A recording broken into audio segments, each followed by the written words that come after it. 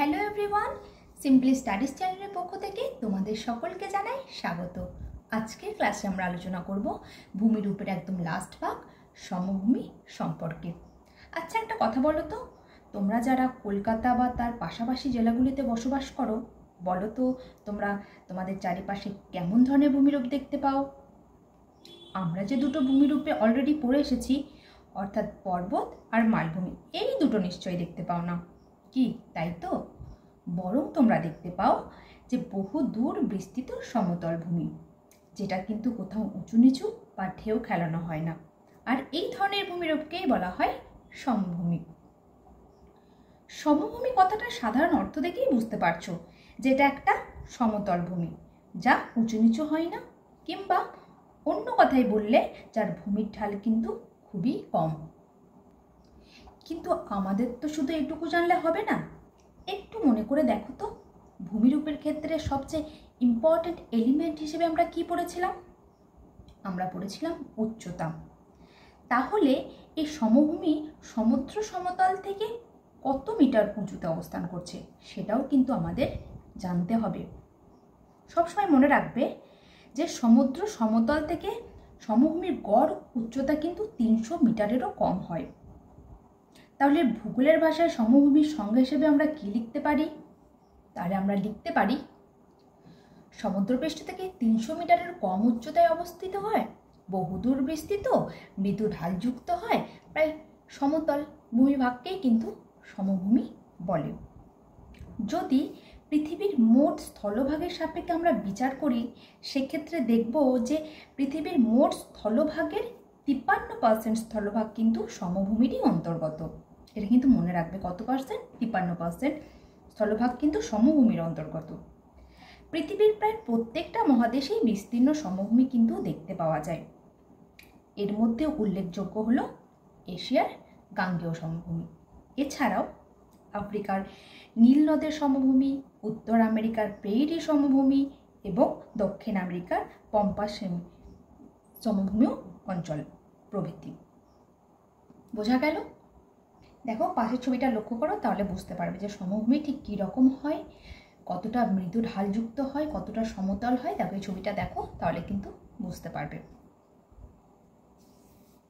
এবার তোমাদের মনে প্রশ্ন আসছে নিশ্চয়ই যে সমভূমি গঠিত হয়েছে ঠিক কিভাবে, কি তাই তো?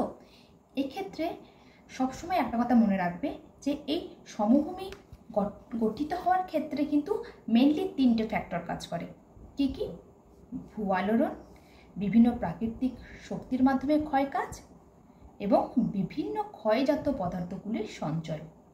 বোঝা গেল? এই 3টে কারণেই কিন্তু সমভূমি গঠিত হয়। এবার চলে আসি সমভূমির প্রকারভেদে। দেখো, বিভিন্ন গঠন প্রক্রিয়া অনুযায়ী সমভূমিকে আবার কিন্তু 4টি ভাগে ভাগ করা যায়। কি কি সেগুলো? ভূগাঠনিক সমভূমি, ক্ষয়জাত সমভূমি, সঞ্চয়জাত সমভূমি ও উপকূলীয় সমভূমি। কিন্তু এগুলোর মধ্যে সবচেয়ে ইম্পর্ট্যান্ট হচ্ছে সঞ্চয়জাত সমভূমি। তাই এই ক্লাসে আমি সঞ্চয়জাত সমভূমি সম্পর্কে আলোচনা করব। তাহলে আমরা এতক্ষণ ধরে সমভূমি সম্পর্কে যা যা জানলাম, তার থেকে সমভূমির কি কি বৈশিষ্ট্য পেলাম, চলো সেগুলো জেনে নিই। দেখো, একটা জিনিস লক্ষ্য করো যে সমভূমির এই সংজ্ঞাটাকে যদি একটু আমরা ফলো করি, তাহলে কিন্তু ওখান থেকেই আমরা এই সমভূমির বৈশিষ্ট্যগুলো পেয়ে যাব।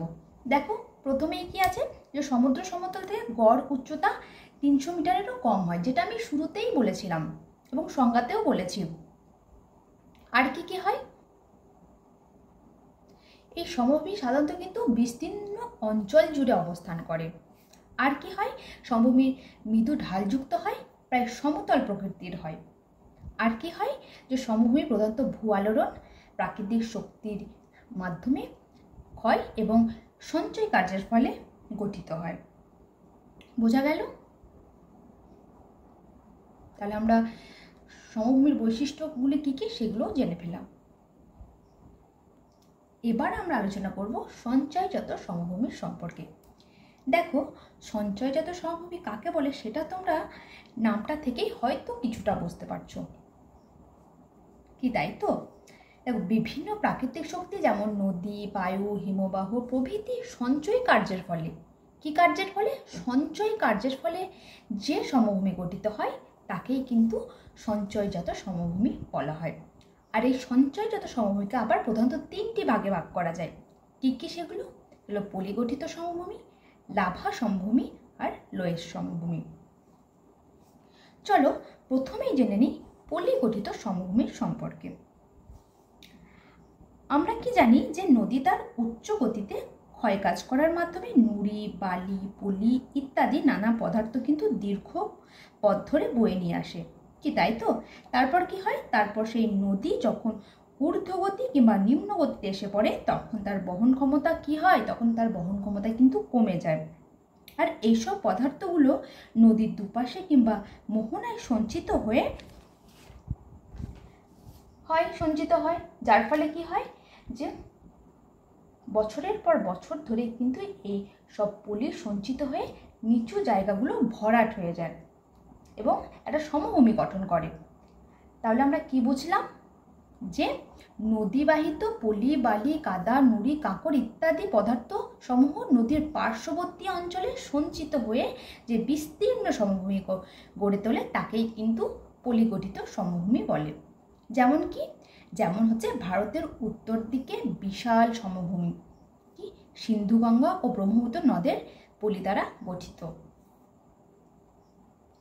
এখানে আরেকটা কথা জেনে রাখো যে এই সিন্ধু, গঙ্গা, ব্রহ্মপুত্র নদের দ্বারা গঠিত যে সমভূমি সেটা কিন্তু ভারতের বৃহত্তম পলিগঠিত সমভূমি হিসেবে পরিচিত। এবার চলো জেনে নিই সঞ্চয়জাত সমভূমির দ্বিতীয় ভাগ লাভা সমভূমির সম্পর্কে। এক্ষেত্রেও নামটা শুনে নিশ্চয়ই বুঝতে পারছো যে এটা একটা সমভূমিটা লাভা দিয়ে তৈরি বা লাভা দ্বারা গঠিত। ভূঅভ্যন্তরে জমে থাকা যে উত্তপ্ত ম্যাগমা কোনো ফাটল বা আগ্নেয়গিরির অগ্নুৎপাতের ফলে নির্গত হয়ে ভূপৃষ্ঠের বাইরে বেরিয়ে আসলে তা বাতাসের সংস্পর্শে এসে ঠান্ডা ও কঠিন হয়ে জমাট বাঁধে। এটা আমরা আগ্নেয় পর্বত পড়ার সময় জেনেছি। এইভাবে ভূপৃষ্ঠের বিস্তীর্ণ অঞ্চল জুড়ে লাভা সঞ্চিত হয়ে যে সমভূমি গঠিত হয় তাকেই কিন্তু লাভা সমভূমি বলে। যেমন ধরো আইসল্যান্ডে কিন্তু এই ধরনের লাভা সমভূমি দেখতে পাওয়া যায়।